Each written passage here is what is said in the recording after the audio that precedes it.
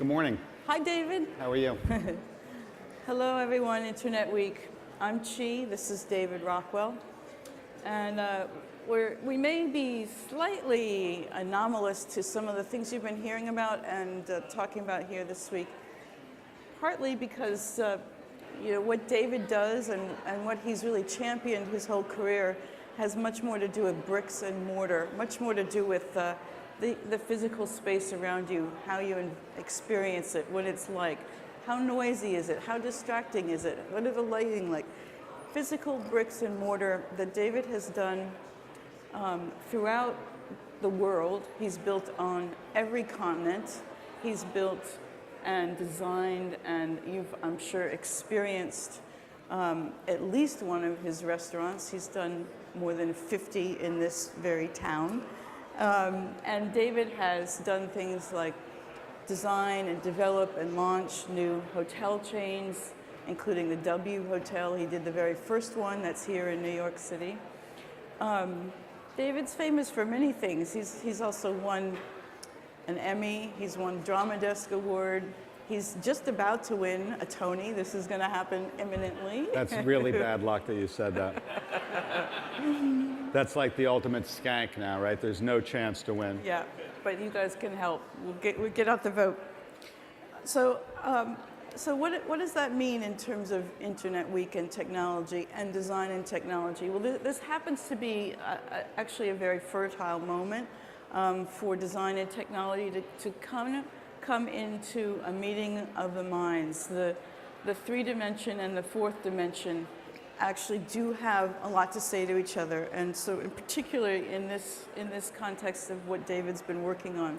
So David, let's just talk a little bit about your career, your trajectory, your career, a little bit about the kinds of things that are most important to you in creating a space and creating an environment, and what you really hold as your highest premium goal.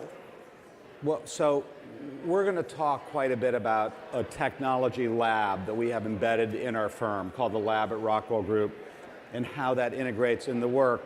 But to answer your question, I believe most designers, and we've found this to be true of the interactive designers and the architects, have the thing that is in their core DNA, whatever their passion is, and then 20 or 30 years into it, you turn that into a theory and sort of rationalize and look back.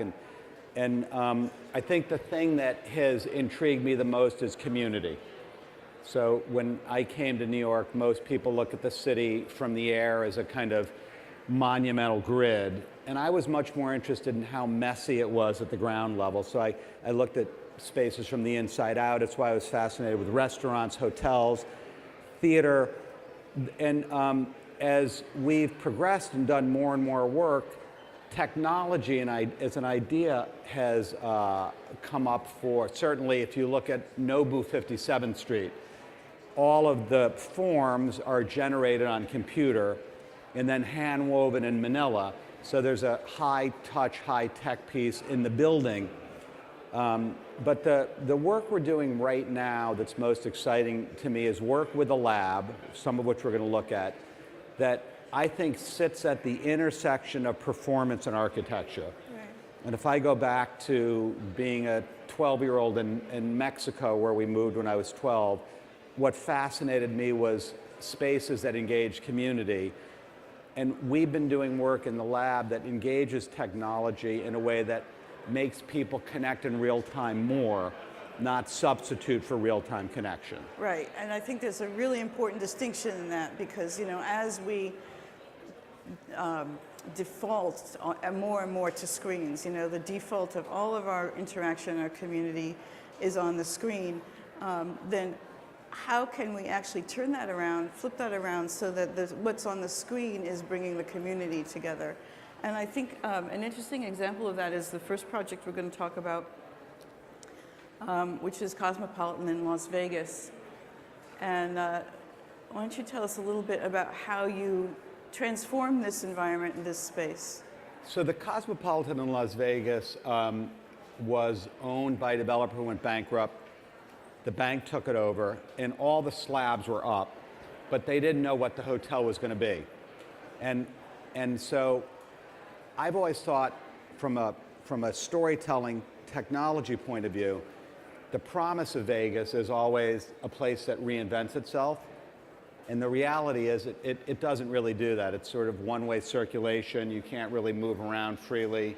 And it feels like once you build a pyramid, you're stuck with that pyramid. And you know, the promise is much more than the reality. Right. For the Cosmopolitan, as you can see in that image, we inherited a building that where the lobby was about 14 feet tall and 8 columns that were like an Egyptian tomb, 4 feet by 4 feet, massive columns. And I started to engage 2 or 3 of the designers in the lab, 2 of the leaders who had come from the MIT Media Lab and had worked on an installation we did at the Venice Biennale in 2008. And we said, well, can we dematerialize these walls in a way, in an open source way, that this can be a kind of dance and performance, and every time you come here, you have a different experience. And then we countered that with, I don't know how many people know Las Vegas, but the casinos are huge, like football field-sized places, very horizontal. And the Cosmopolitan was vertical because of the size. It was 6 acres, 3,000 rooms. So we decided we had to make vertical kind of an experience. And that's a case where we engaged the lab and we blew a 40,000 square foot hole through the 3-floor podium and then created a kind of crystal canvas that we painted on. This is, there are 4 pieces of content that we created initially for the Cosmopolitan. Dance, and this is a case where we brought in a Broadway choreographer, and for these 384 monitors behind two-way mirror, we developed a custom piece of software that we call environmental choreography system. And it treats all of the surfaces like one canvas. So we're able to not only paint on it, but earlier you saw the seasons, 4 seasons, we're able to do a color fade from one column sweeping up to the other. True. Yeah. And many other artists. Digital Kitchen has done some incredible installations, and it really allows the hotel to treat this as a canvas that they can continue to paint on. Yeah, I can imagine people would actually be mesmerized and you know, hang out there even more just to kind of see this transformation and the dematerialization of that space, to watch it evolve in that way. I mean, how have people responded to it? Have you had a chance to kind of linger and check it out? I have. The system, this choreography system, allows deeper interaction, and in fact, it is designed so that as people move through the lobby, the content can respond to them. After the first month, the casino turned that feature off because there were all these people kind of doing the wave in the lobby, and they wanted them gambling, so bit of a bummer. No, you just were too successful. That can be a problem.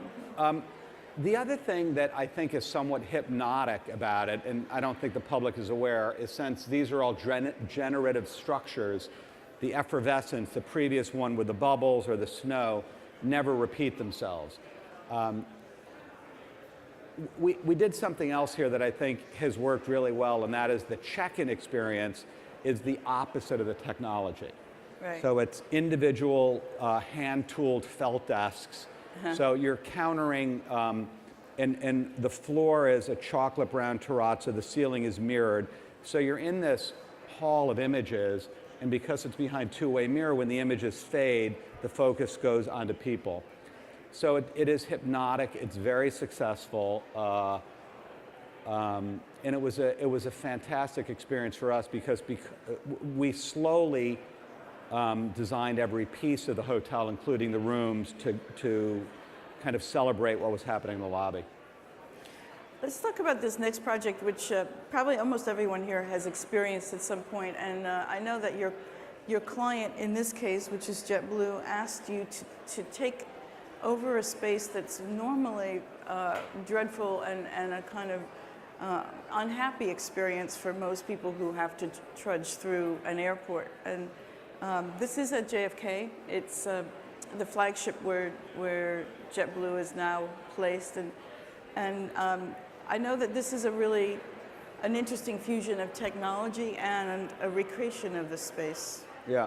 So it always seemed to me that I think in design, you first have to figure out what problem you're solving. And the first problem I wanted to solve here was, why are airports so confusing?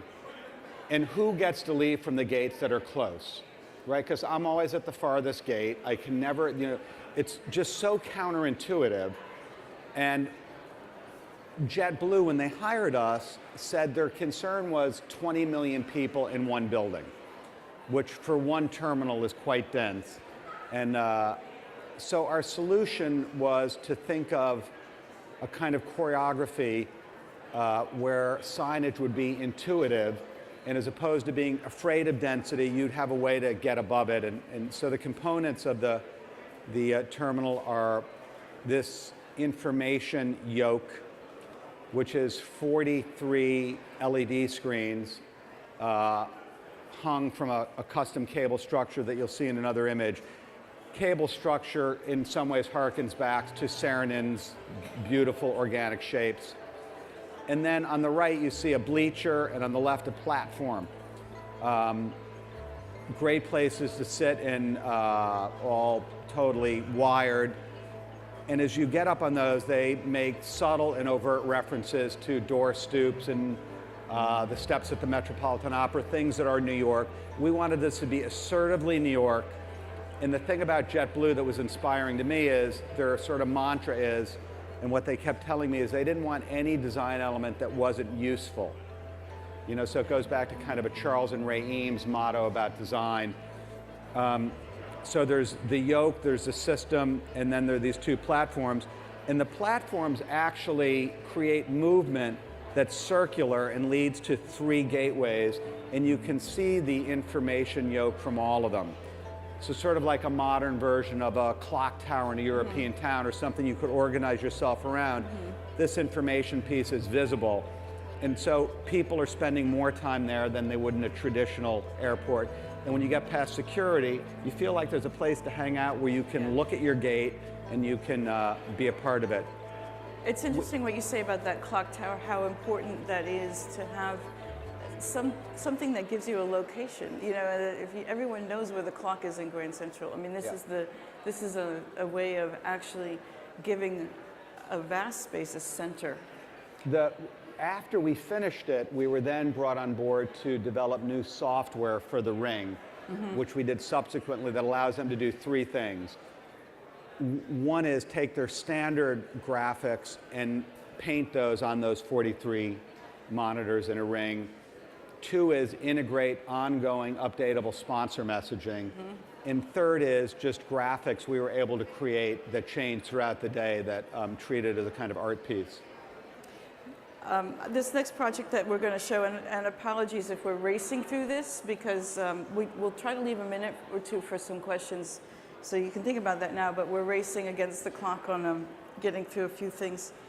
This one I think is a particularly apropos and a bit playful for you guys, because you're taking an existing building. This is in San Jose, and it's a building designed by Richard Meyer, an architect who's well known in the canon, and a pantheon of modernism. And then let's talk about what you did to transform this experience. This is probably the most personal of the projects we're going to show. And I don't know how many of you know Archigram's work from the mid-60s, but Peter Cook was part of Archigram, and there was very little architecture being built, but there was a lot of theory. And they developed a seminal thing called the plug-in city. Amazing images, and a lot of the work in Blade Runner, their work influenced a lot of art direction in movies. But there were cities that could move, that were portable. For this project, we were intrigued about creating an interactive environment in San Jose that at City Hall, which was traditionally a place of civic interaction, that had virtual ways to participate, Foursquare, Twitter, and real-time ways. You saw hopscotch, picnic bench, speaker. But the most interesting part about it was to do this in a way that as you participated, you could get a real-time visualization of your piece of this projection. So that projection has about 10 different inputs, each one in a different color and form. And we partnered with IDO to create something we call Toolkit for Sensing People in Space, TSPS, open source, so anyone can now use it.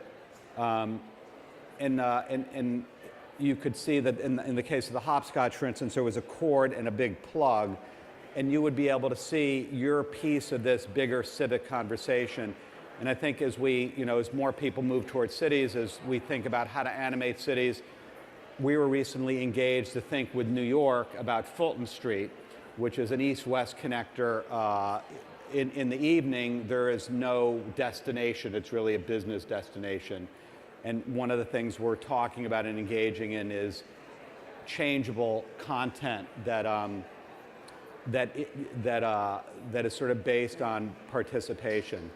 And this was a real labor of love, and I think influences a lot of work we're going to be looking at in cities in the future. It's amazing how, something like this where normally most people would just rush by, they do engage. And when I'm watching this, I have a slight sort of Tetris echo here. Was that intentional? Is there a Tetris game-like activity going on in this? Well, my 13-year-old boy tells me that it is, so that's what he believes it is. I thought we were doing art, but I don't know. One interesting point. Tetris just got into MoMA, by the way. The game itself. Then it's aimed at Tetris. That was our goal. There, right for MoMA. I was speaking to Ricky Jay. Do any of you guys know Ricky Jay, the magician and kind of amazing research? And we're working on a project about Houdini. And he said to me something that's relevant here. The difference between magic and a special effect is magic you attribute to someone. And here, the trickiest part about this was to get people, as they're participating, to be able to see their participation and not get lost in a kind of technology maze that where you couldn't find your piece. You spoke a moment ago about Houdini. And let me just move us. Okay, this project, I know this is another of your labor of loves. This is a project that you've worked on in both the physical space and in the actual playing block space, and now it's evolved into something that can have this digital life as well. Yeah. But back up a little bit and just talk about what the origins of these blocks are. I mentioned before that I think personal passion is something you sort of discover well into your creative career. And so this is based on a playground that we developed post 9/11 in Lower Manhattan called Imagination Playground. It's at the Seaport, a pro bono project that is based on the notion that kids want to create their own world as opposed to linear play dictated by existing equipment. And it came out of 5 years of research and engaging a lot of really amazing thinkers in the world of play, and also looking at post-World War II playgrounds in and around London that were called adventure playgrounds, where kids made stuff out of plywood and nails, and they had no resources, so they made their own world. And as a kid, what I loved doing most was building low-tech Rube Goldberg contraptions, and having two kids watching how they play, we came up with a new form of playground, which is based on loose parts. And there's now 800 of them around the world. There's 40 of them in Haiti, sourced through UNICEF. Kind of like a Lego on steroids, or so it's a deployable. It takes block play and makes it social. Mm-hmm. And everyday kids play. They create their own worlds. And of course, what was rattling around in our heads is the connection between this and what we're doing in the lab, which is, and if, you can think of restaurants as adult playgrounds. So we were asked to create an exhibit at the Building Museum in DC, and the end of the exhibit was that interactive playground which is using the environmental choreography systems to, and the thing, it actually rewards patience. So the longer kids stand, the denser the block structure gets, and then they kind of move it away. And it was in a kind of an interesting filter that we learned that it takes a certain amount of time for kids to understand what they're doing. And then, just like at the playground in Lower Manhattan, kids will play individually, but 15 minutes into it, they'll say, might be interesting to connect my weird thing to their weird thing. And that's what this technology has encouraged kids to do as well.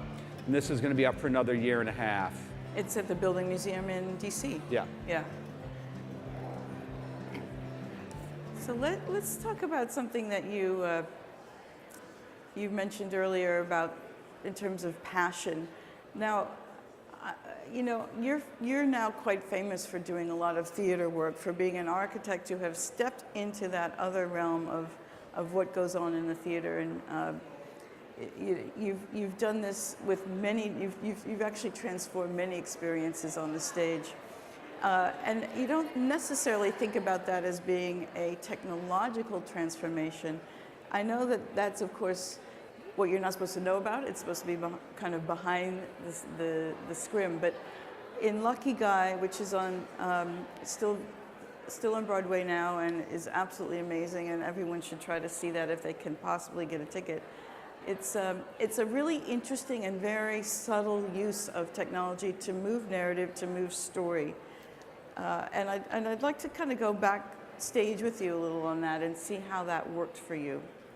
So, in the last 16 or 17 years, I started meeting with directors. Theater was my first interest. Went back into architecture pretty fully formed, and actually Richard Werman takes credit for everything, the guy who started the TED conference, but he takes credit for my theater career because 16 years ago when he asked me to speak at TED for the first time, I spoke about my interest in theater and put together a way overproduced talk on the relationship of theater and architecture, but it did get me talking about it, and started to meet with directors. So it was a long process, but what I realized is what intrigued me about theater was that it was community, it was changeable, like the building blocks, like the San Jose Biennial, and it was collaborative. And so I've been lucky enough to really allow myself and have been invited to delve into theater. Lucky Guy tells a story of Mike McAlery, who was a columnist in the mid-'80s who won a Pulitzer Prize and died, and sort of the height of the tabloid business. And the director, George Wolfe, wanted it to move, and it has 45 scenes. It's written like a movie. It was Nora Ephron's final piece. So it didn't allow the kind of sit-down, show-offy set where the curtain goes up and it looks like a house and everyone applauds. It demanded fluidity. And real New York. Which is what interests me, in a kind of fragmented, ripped, sniped version of the city. The show drop that you see there is something I composed from about 80 images, some of which you see around you, including an E.B. White quote. And then the show is essentially, we don't have time to go into it, but if you looked at newsrooms in that period, what was memorable was compression. They all had low ceilings. They were all smoky and clutter. So we essentially designed the ground plane, the desk. They're all actor-driven, which is technologically tough. It's internal pneumatics and airlocks and things that, so when Tom Hanks moves a desk, it doesn't look like it's a lot of effort. And then a ceiling that articulates and moves. It takes front projection. There's an LED wall behind 27 feet by 47 feet, and then a header that flies in and out. So it is very much a kind of dance. And I think the danger of technology in theater is it can, A, make a show feel very mechanical. So if you're locked in with all automation, if the automation glitches, like everyone's heard about the ring cycle at the Met with the 43-ton machine, which worked beautifully when I saw it. But when you have a 43-ton machine determining how the show is going to go, it requires a kind of lack of spontaneity. The other, I think, downside to technology, these are early sketches where I looked at how to use projection in a way that wasn't substituting for real scenery. So what needed to be real and textural was real, and what needed to be projected was projected.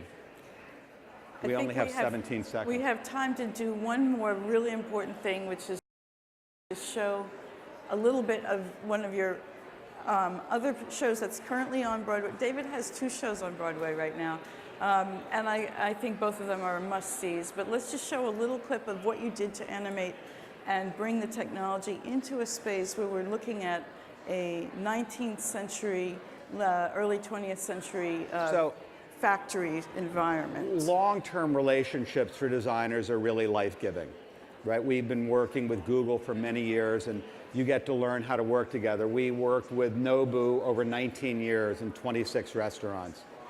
With this director, we had done 5 shows. Kinky Boots, I don't want to go into the story, you can go see the story, but it's a kind of very imaginative, and there's story elements that aren't rooted totally in reality. Lots of really elegant ladies. And men who look like ladies and all of the above. But we looked at 19th century and early 20th century factories because the show depended on craftsmanship. This was a 3rd generation shoe factory, and we didn't want to create a real place. We wanted to create an imagined place made out of fragments, steel trusses, brick, bolts. And the challenge was to create a place that when it moved to the Milan shoe show at the end, or Lola's drag queen club in London, this is a model, didn't require big, heavy movement. It required lighting changes. So I think what we have a clip of is the most technically cut. So every part of the set does something else. Price & Son spent the last century making a range of shoes for men. We will begin this century making a range of shoes for a range of men. There she is. So those treadmills, there are 5 treadmills, took about 9 months to R&D after we realized no existing conveyor system could handle the weight of everyone dancing on them. So what we developed with a shop in Connecticut are battery-powered, movable, actor-driven 2-speed treadmills that become a large part of the show. You'll also notice all the rivets in the factory have domed LED fixtures and are able to glow and light up. All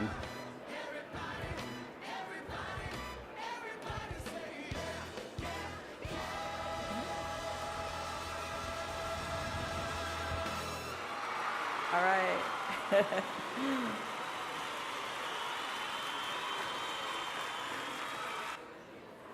So that is an overview of so much work and so much labor that you've been able to just encapsulate here. Why don't you just give a few closing thoughts here on the lab, on bringing technology in almost as part of your craft, might even be called the radical craft of what you're doing. And there are a number of people, there are a number of these projects that are on your drawing boards now. I know you can't speak about them too much, but well, so the current work, what started to happen with the lab is a very seamless integration with the architecture group. And some of the things we're working on, some of which are confidential, I can't mention by name, but some I can. The lower left is a new workspace called IWNY House, N-E-U-E House, on 25th Street. And it's a kind of flexible workspace with deployable, changeable conference rooms, a screening room, a recording studio, a technology lab on every floor to help you with presentations, and a place that changes from day to night. And I think it's part of that day parting is going to be a much bigger part of our design world as there's fewer resources and fewer spaces, repurposing spaces. The upper left is an installation we did for Intel using 180 of their Ultrabooks at CES. We're doing another piece for them, and it stems from my obsession with kaleidoscopes. And I collect kaleidoscopes. You're able to create inputs that create a dance overhead. Ongoing work for Google in the middle, and then upper right, we're going to announce in the next 2 or 3 months we've been working on this for several years, but it's a traveling, demountable 1,200-seat theater. So it's a kind of movable version of the old Globe that's wired for presentations and conferences and performances. And then the strangest thing we're doing, technology-wise, is a citywide festival tour that will coincide with the Super Bowl coming to New York. That's very much going to be about real-time participation and participation for communities in the tri-state area that want to be a part of it.